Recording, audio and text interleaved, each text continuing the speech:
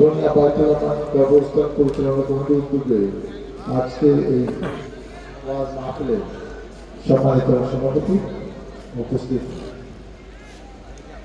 আজকে অনুষ্ঠানে প্রধান বক্তা হলেন মাওলানা মোহাম্মদ আবুল বাশার আলামী সাহেব, রাজনৈতিক নেতৃবৃন্দ,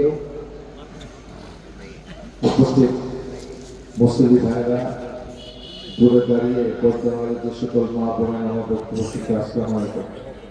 রাত অনেক হয়ে গেছে।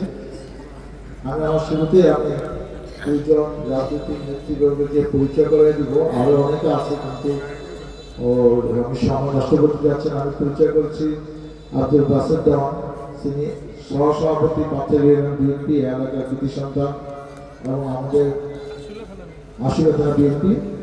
আব্দুল সোবান আমাদের সভাপতি পাথর বিএনপি। আমি বলেছি যে আমাদের ব্যক্তি অসুস্থ, সেজন্য আমরা যেখানে যাচ্ছি একটু দোয়া করছি, আজকে ইনশাল্লাহ দোয়া হবে। আর যেহেতু আপনাদের সবাইকে একসাথে পাওয়ার সুযোগ কবে হবে সেটাও জানি না।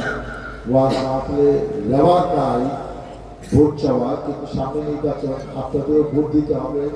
আমাকেও তো ইলেকশনে যেহেতু দল মনোনয়ন দিয়েছে, ধানের শীষ মাঠে নির্বাচন করছে, আমি আপনাদের কাছে দোয়া চাই, সহযোগিতা চাই, সমর্থন চাই। আমি ধানের শীষে ভোট চাই। আপনাদের প্রতি নির্বাচিত হয়ে আপনাদের পাশে আপনাদের সাথে থেকে যেন আমি মানুষের কল্যাণ করতে পারি। মহান আল্লাহ তাআলা আমাকে যেন সেই তৌফিক দেন।